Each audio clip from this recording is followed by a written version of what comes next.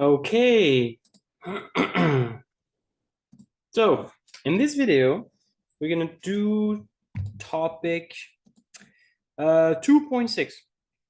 Describe the objectives of international economic organizations and of trading blocks. So let's have a look at that. So in terms of international organizations, there are basically four that you need to be able to identify and explain briefly what they are about. We have the OECD, you have WTO, the IMF, and the World Bank. I'd say that for each of them, oh, sorry, I should reverse the camera. Give me a sec. Okay, hopefully it's better. Let's see. Should be okay.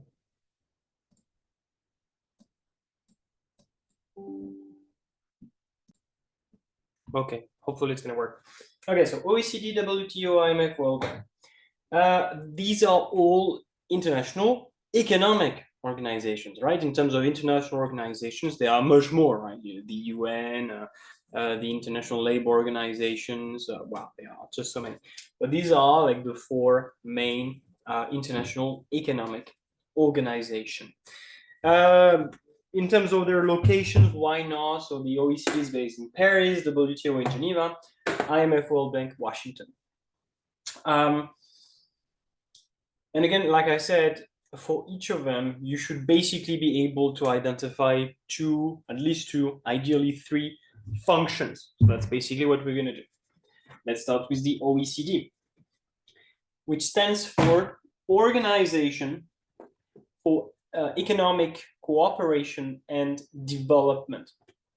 It's an organization of, I think, 38 countries. 38 countries, mostly developed. Feel free to have a look at the list of the OECD members. And in terms of their objectives, again, let me have a look at my notes. It might slightly differ from what we have in class. The OECD mission number one is going to be policy analysis and how do I phrase it? Guidance or advice and advice. All right. So what the OECD does is that it collects data, which is in fact number two, data collection and research. Maybe I should have put this one first, because first you have the research, then you have the recommendations. So I'll start with data collection. So the OECD is going to gather some data on the main economic indicators. Could be inflation, unemployment, economic growth, the balance of payments, any data. Like, in fact, if you go to data.oecd.org, you will find plenty of data from economic indicators for member countries, and that's in fact something that is a bit of a problem, because you only have the data about on 38 countries, so you can't really use this database if you want to like make some wider comparisons between more countries. But yeah, it does collect a lot of economic data. It does a lot of research also about the main economic issues in these economies, and then based on the data that was collected, based on the research output that was produced, the OECD is going to analyze the economic policy, and is going to make some recommendations, some advices to the governments of the member countries on how they, well, at least from the OECD perspective, how they should design and implement their economic policy. So could be their fiscal policy, could be their monetary policy, So yeah, so it conducts some analysis of economic and social issues, and then some recommendations are made to the member states. So the objective is to make sure that governments, the governments of the members of the OECD, when they make economic decisions, when they decide what economic policy they should implement, that they make the best possible decision based on the information that is made available by the OECD. Okay. Of course, data collection and research, that's quite straightforward. We gather data because, of course, we can't really make good economic decisions if we do not have data, if we have not made research to make sure that the policy recommendations that are made are based on the most recent, reliable, thorough evidence. So yeah, we produce information, we produce evidence to make sure that the policies are the best. And final rule is standard setting. So standard, what we mean by standard is like a rule, if you want, a rule. Because, of course, there are 38 countries, and they may have different definitions, they may have different methods, they may use different instruments. And well, when you have everybody doing things a bit differently, that makes it difficult to work together and to be able to make comparisons, to understand each other. So one of the primary objectives of the OECD is also to set some standards, some methods, some rules, some definitions that everybody or all member countries are going to use. So by using the same standards, it just makes cooperation much easier, communication much easier, and comparisons. It facilitates comparisons. Okay, so that's all for the OECD. You know what that is, and you know what are the primary functions. Number 2 on my list, I have the WTO. So WTO, World Trade Organization, which this one is based in Geneva. So mission number 1, to facilitate trade negotiations. Remember what we just said? In fact, it's today. Today is the day we talked about trading blocks. And today is also the day I'm using my latest computer. So hopefully it should not crash. It's a gaming computer. It should work. It should be able to take it. Well, we said that countries, they often sign preferential trade agreements where they try to form some trading blocks. And of course, that is something that the WTO wants to encourage. It wants to encourage economic cooperation, economic integration. So whenever there are trade negotiations between countries in terms of like reducing trade barriers, reducing tariffs, and just promoting the free flow of goods, services, resources, of course, WTO is going to be there to facilitate the negotiations, to support them in order to ensure that the negotiation will be successful. That's mission number 1. But you know, when it works, that's amazing. But sometimes there are some conflicts between countries. About, of course, I'm not talking about political conflicts. I'm talking about economic conflicts. So in that case, the WTO can help to settle some disputes. So dispute is like a disagreement, like one country that complains about the economic policy of another, say, well, look at that, your exchange rate is too low, you are artificially depreciating your currency, or oh, look, you are subsidizing firms in this industry, but that's illegal. You agreed not to do this and you're doing it anyway.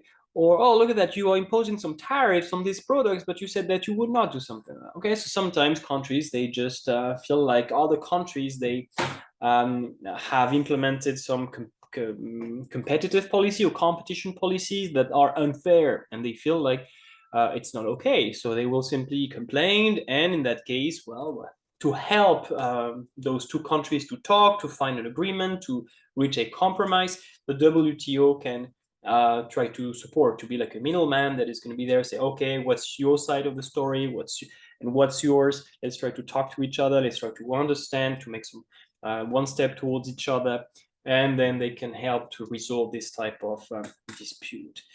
And number three would be monitoring and cooperation. Well, of course, like I explained, when countries they sign some agreements, if nobody checks whether these agreements are fulfilled, whether countries are actually doing what they announced that they would do, of course, you have an incentive to cheat. You have an incentive not to do what you agreed to. But if you know that someone is looking, that if you do not fulfill your commitments, then somebody that you're going to be in trouble, or at least that it's going to be noticed, well, then you have an incentive to do the right thing. Imagine if you could took a written exam without any invigilator. Well, in that case, you're incentivized to cheat, right? Because nobody will notice, and that's going to benefit you. The fact that there is an invigilator, say, okay, I may choose to do something wrong, I may choose to cheat, but then it's going to be noticed, and I will be in trouble. So to make sure that this agreements, that this cooperation between countries is sustainable, the WTO is basically some kind of a referee. Just say, okay, no, I'm looking what you're doing. So yeah, the WTO monitors the implementation of trade agreements, and yeah, and also provides a place for countries to talk, to negotiate their trade policy. And before any big issue arises, we can try to diffuse any arising issue before it becomes too big. So that promotes cooperation and coordination. That's about okay, that's WTO. Then who do we have? We have, I believe, the IMF.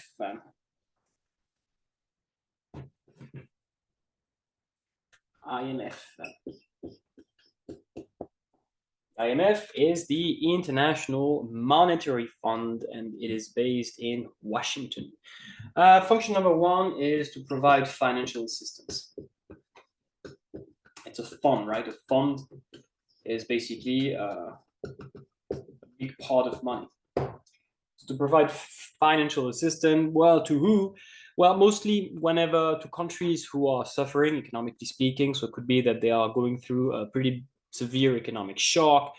Could be a country that was struck by like a natural disaster and the primary sector is just completely damaged. Could be countries that are going through pretty severe recessions. Could be to give assistance to countries which are facing very severe balance of payments disequilibrium. For example, when a country keeps importing again and again and again and again and has like a very big disequilibrium, a lot of leakages, imports, not many injections, export. So that's something that can be concerning in the long run. So the IMF can support, for example, the development of exporting industries to say, okay, well, you are importing too much. Let's try to balance things out. Let's try to support your exporting industries so you can rebalance your balance of payments. So that is mission number one. Mission number two, pretty much like WTO, surveillance and policy advice. Well, just like the WTO, even just like the OECD, the IMF is going to, just keep track of what's going on in various countries, especially in developing countries. And based on research, based on data, the IMF is going to make some policy recommendations, again, mostly for developing countries to say, oh, well, look, your economy has this issue. Probably you should implement that type of fiscal policy, this type of monetary policy. Into the exchange rate, perhaps you should allow the currency to depreciate a bit. It's just so the IMF is mostly helping those countries to make good economic decisions, to fix the main economic issues it is dealing with, to promote sound economic policies. And of course, there's something that can foster economic stability, economic development, and basically anything that is some kind of sustainable. And finally, that's the one we discussed today, capacity development. Capacity development, which is a bit similar. which is again about helping those countries to design. It's a bit redundant actually, to design and implement effective economic policies to make their economy more resilient and to manage to manage economic systems. In fact, I feel like this is a bit redundant. It's valid, but it's a bit redundant. So maybe we can add a third one that is a bit different. How about we support the organization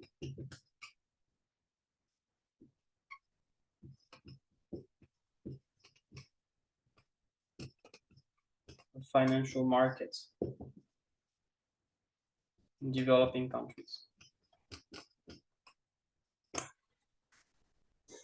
So yeah, like one important aspect of a functioning economy is to have well-organized financial markets, and the IMF can make some recommendations to make sure that financial markets are well regulated, that they are well functioning, that they are safe, that banks are well organized, and just to make sure that this instrument of economic development is as reliable as possible. Finally, we have the World Bank. And just like its name suggests, just like any bank, what it does first is just to make loans to countries who need money. So yeah, so it could be financial support for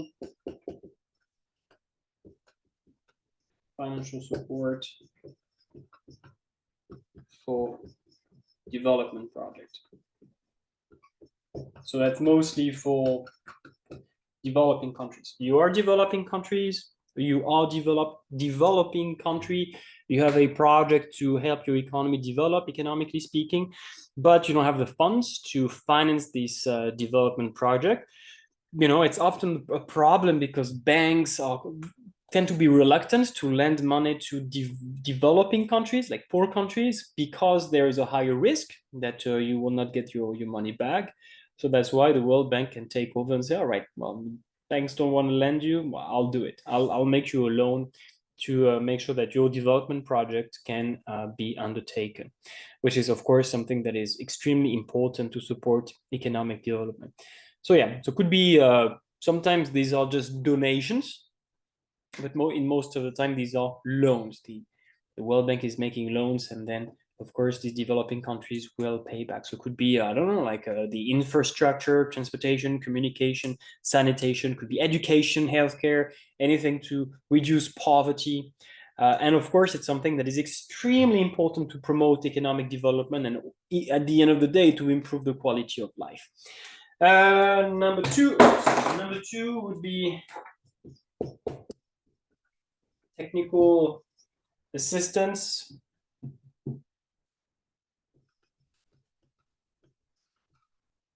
and knowledge sharing. It's something that is a bit similar to the IMF, where the World Bank can help those often poor countries to organize their financial system and to design the best possible development strategy.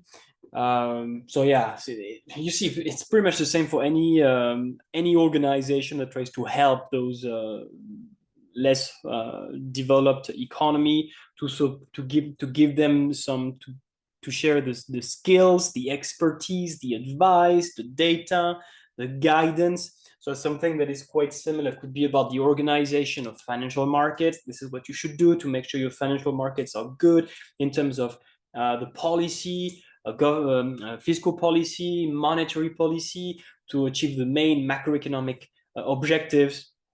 Could be sending some experts in developing countries to just work there and just to train government officials, people working in the central bank, or people managing the education system, the healthcare system. So there is a wide range of ways in which the World Bank can share, give some technical assistance and to share some knowledge.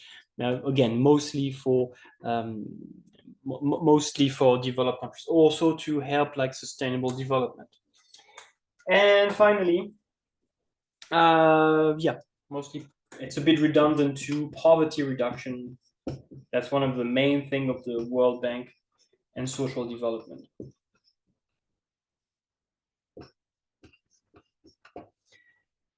So yeah, the World Bank, like I said, really targets those countries where the quality of life is quite low, and one of the main priorities to reduce poverty, to make sure that everybody can at least meet their basic needs, but also anything that has to do with like the social development. So make sure that everybody has access to good healthcare, to education, has employment opportunities, and all to make sure that overall the society is a place where everybody can thrive. That's essentially what we mean by social development. Could also include environmental sustainability, which is part of social development, to make sure that the economies, there is the least possible conflict between economic development or economic growth and the quality of the environment in which people live, and basically to promote any initiative that can help with the reduction of poverty. And overall, we want to improve the well-being of the people in developing countries. Okay, well, that's it for international organizations. I find this a bit boring because you see, well, first, there is nothing to understand. It's mostly a description of what they are and what their main missions are. And also, you see that from one international organization to the other, some of the objectives are very similar. Okay, so if you have that in the exam, you don't, especially, it depends on whether this question is combined with something else, which is likely to be the case. You do not necessarily have to just list each organization and for each of them to make a list of what they do. You can just make a list of what these, like the main things, the main missions of those international economic organizations. And for example, say, oh, so this objective is mostly a mission of the World Bank and the IMF, for example. Also, this one is mostly the OECD, because otherwise you're going to repeat yourself a lot. So depending on how the question is phrased, but again, I highly doubt that you will have something like that, but who knows? Depending on how the question is phrased, you can either choose to focus on each international economic organization one by one, but at the risk of repeating yourself and spending too much time, or just make a list of the main functions. So you just summarize the main functions and you say, yeah, especially the IMF, especially the WTO, you choose. Okay, so that's the end of part one. Now part two, it's going to be trading blocks. So trading blocks. There are some key terms. The first, let's just, let me write the key words that you must know. The first one is economic integration. Number two is trading block.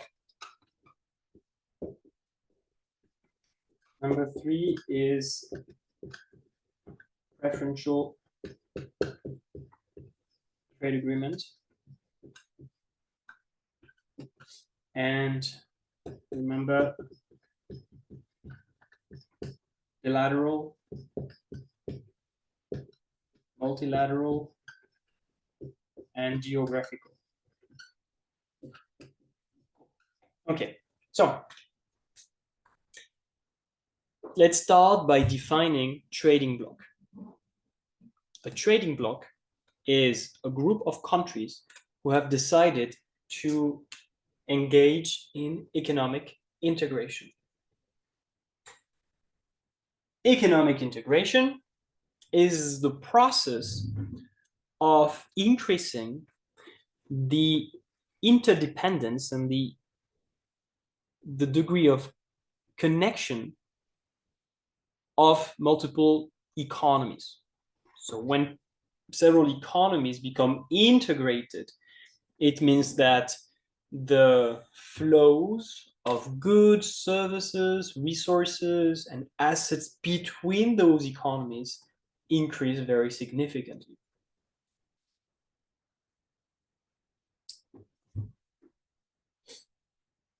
So countries become more dependent on each other. How do we achieve that? How do we build a trading bloc? Well, we meet, we gather, and we discuss what we should do, and we end up agreeing to sign an agreement that we call a preferential trade agreement. So preferential means that we prefer to trade within the trading bloc rather than outside the trading bloc, basically. Trading blocs can be made of just two countries, even though it's quite rare. In that case, we call that a bilateral trade agreement.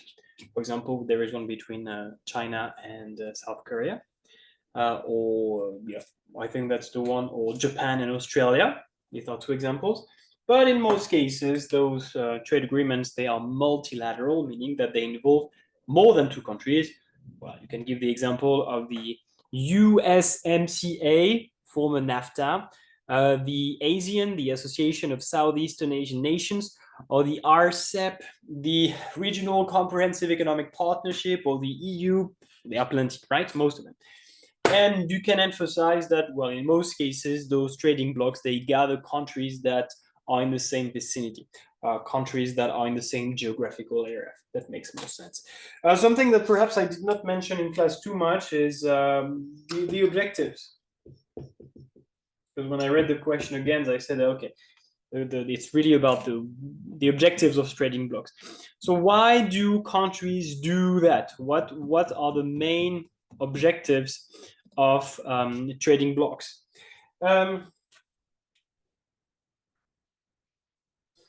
Could be an objective to benefit from economies of scale.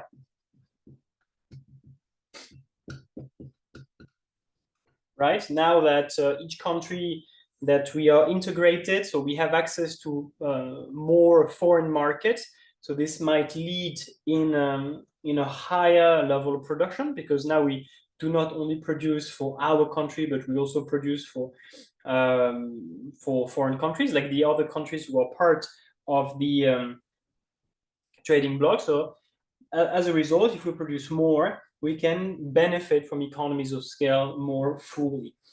This is something that can increase investment,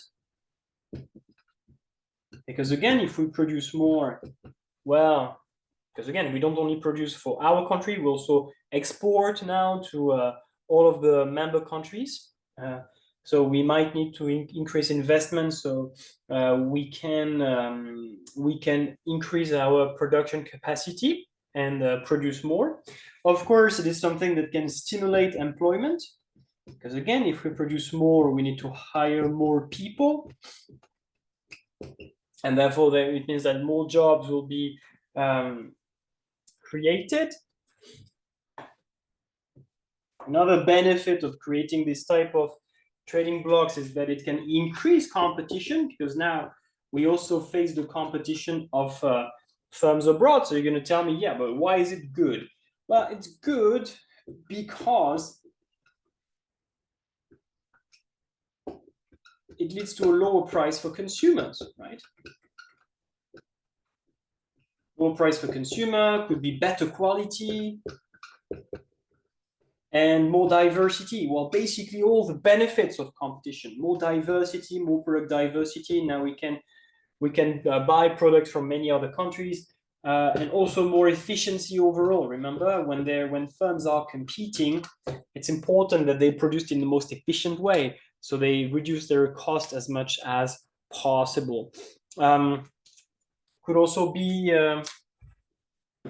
especially for common markets and monetary unions, could be a better use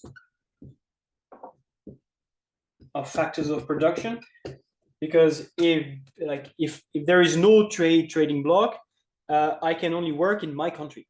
I may not be able to work in another country, and if I can't find a job in my country, well, I'm unemployed. Imagine, let's say I am an electrician and I work in France, and there is no trading agreement between France and Switzerland. I can't find a job in France. I am unemployed, and there are many electricians that are needed in Switzerland. So of course it would make sense that say, well, okay, so then go to Switzerland, be an electrician in Switzerland because they are much needed there. But if there is no trade agreement, it might be difficult for me to just go there. I might be unable, I may not have the right or the qualifications, or okay. And in that case, it's a bit stupid because I have skills, I am unable to be an electrician in France. It would make sense for me to just go to Switzerland and work there. But without a trading bloc, this might be impossible. So essentially, the fact that we have especially common market and monetary union helps the factors of production to move more freely across a set of countries, and that just makes the allocation of resources more efficient. It could also be that it's going to give a stronger this bargaining power to the trading bloc. Imagine if you are just a tiny country in, let's say, a small country in Africa. On your own, you really don't have any bargaining power when it comes to international negotiation because you're just too small. But you know what we say, union makes power, l'union fait la force. So if you have many rather small economies who decide to form a trading bloc, let's say a free trade area or common market or customs union, of course, together, they now have more bargaining power when it comes to negotiating some international agreements. They have their interests are going to be considered in the sense that together they represent a greater importance. So that's also something that can be regarded as a benefit of economic integration.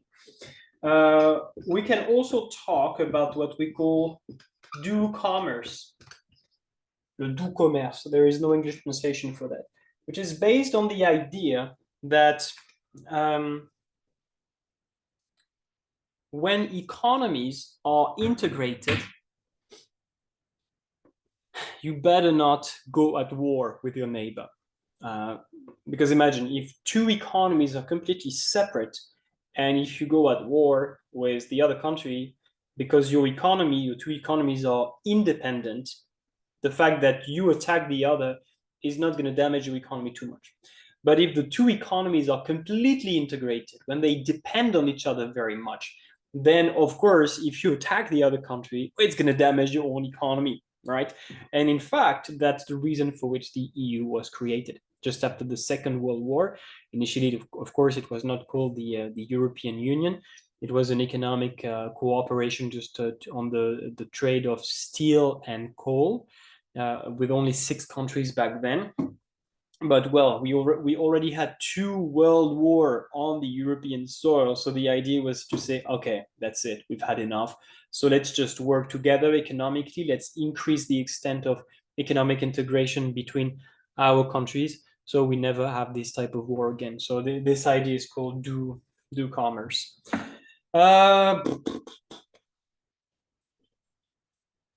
Yeah, that's it. We have all of the objectives of those trading blocks. So now, in terms of the different degrees of economic integration, remember that there are 4 main degrees.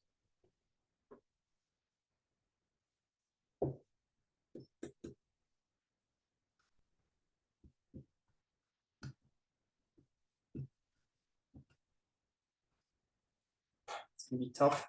1, 2, 3, 4. I wish I had a bigger whiteboard, but let's see how it goes. Number 1, free trade areas, FTAs, like the ASEAN, RCEP, like USMCA. So FTA stands for free trade area. Examples: the Association of Southeastern Asian nations, the Regional Comprehensive Economic Partnership, and the US, Mexico, Canada Association Alliance. I don't remember. Let me just check, because I don't think CA is for Canada. I think just the C. Probably association or agreement. USMCA agreement. Yeah, United States, Mexico, Canada agreement. So C, just the C for Canada. So again, so of course here at the US, Mexico, and Canada, RCEP, you have most southeastern, well, in fact, the Asian is included in RCEP. So you have Indonesia, Malaysia, and so on, the Philippines, blah, blah, blah, Singapore, and so on. And RCEP, we also include like big countries, Japan, South Korea, China, Australia, New Zealand, which is the biggest, RCEP is the biggest free trade area in the world. And what is a free trade area? It's basically a trading bloc where the only thing that we've done is to reduce barriers to trade, like tariffs, quotas, other regulations. So we just facilitate trade between those countries. Could be a reduction, could be the elimination of all trade barriers. Usually you still have some trade barriers that remain, but they tend to be pretty low, minimal. And something that is important to understand is that even though those countries have formed a trading bloc, they keep their independence when it comes to setting some rules towards non-members. So, example, in the case of the USMCA, Mexico has the right to set any tariff it wants toward the EU. Okay, and Canada can set a different tariff for imports from the EU, and the US can set a different tariff for imports from the EU. Okay, so they're independent. Number two, we go one step further, and we have customs union. Customs union. So a customs union is goes one step further in terms of economic integration, because, of course, first we lower trade barriers, just like a free trade area, but in addition, we adopt the same external trade policy. So all member countries, they impose the same external trade policy towards non-members. So they all set the same tariffs or the same quotas or the same rules, the same, well, okay, that's the difference. So they need to meet up and say, okay, how do we behave? What is going to be our common external trade policy? Examples could be the SACU, South African Customs Union, and the second one is Central European, is it CEFTA, Free Trade Area? I believe so. Central European Free Trade Area. Let me check, I believe so. Yes, Central European Free Trade Area. Just out of information, we have Albania, Bosnia, Macedonia, Moldova, Montenegro, Serbia, and Kosovo, and the Southern African Customs Union, SACU, Botswana, Namibia, South Africa, Swaziland, Lesotho. So they are customs union. Now, one step further, and we get a common market. A common market, of course, number one, we have already lowered trade barriers. We have adopted a common external policy. And number three, we remove all remaining trade barriers, if any, okay? Now we really don't have anything anymore. It's completely free to trade goods and services, resources and assets within the common market. And something that is also important in a common market is that we facilitate the geographical mobility of factors of production. Of course, we mostly think of workers, labor. So if there is a common market and you live in a country, you are free to go and work anywhere else in this trading bloc. But could also be the mobility of financial capital. So money, basically, money can. It's much easier for a company, let's say in France, to finance projects in Spain, stuff like that. Also physical capital, machinery, or even natural resources like raw materials. Well, basically, it's much easier for the factors of production to move from one country to the other. And again, that's an advantage because it makes the allocation of resources more efficient, because now you have more choice, basically. The resources can be allocated throughout the entire area, not within a single country. So that makes the production process more efficient. Examples of common markets, You have the EEA, the European Economic, is it area or association? Area, the European Economic Area. You have another one, which is called the CARICOM, which is the Caribbean Common Market. Yeah, Caribbean Community, CARICOM stands for, yeah, sorry about that. CARICOM, Caribbean Community, Single Market and Economy. So it's a bit long. I don't think you have to remember that. You can remember the EEA, the European Economic Area, which again is basically the EU. But in addition, you have Iceland, Norway, and Liechtenstein. Yeah, that's it. The EU plus these three, it's a common market. Of course, some countries of the EU, they go one step further. It's a monetary union, but at least inside the European Economic Area, there is like complete mobility of the FOPs, common external trade policy, and so on. Final step, a monetary union. So again, we go one step further in terms of economic integration. So we have removed now all barriers to trade. We've adopted a common external policy. We've facilitated the mobility of factors of production, and we adopt a single common currency. Of course, the example that you should give here is definitely the Eurozone. Even though there are, I don't know if I have that. Let me check. I don't even think I have that in my IB slides. Just give me a second so I can make sure that because there are other examples. Yeah, so the full name would be the Economic and Monetary Union of the European Union. But so that's clearly the most important one. It started in the 1990s. It took some time. It was the euro was introduced in 1999, at least for banks. Like the banknotes and coins were introduced in 2002. It all started with 15, I believe, 1, 2, 3, 4, 5, 6, 7, 8, 9, 10, 11. Oh, 11. 9, 10. Okay, apparently just 11. I thought it was 15. And now we have much more. Well, I'm not going to list them.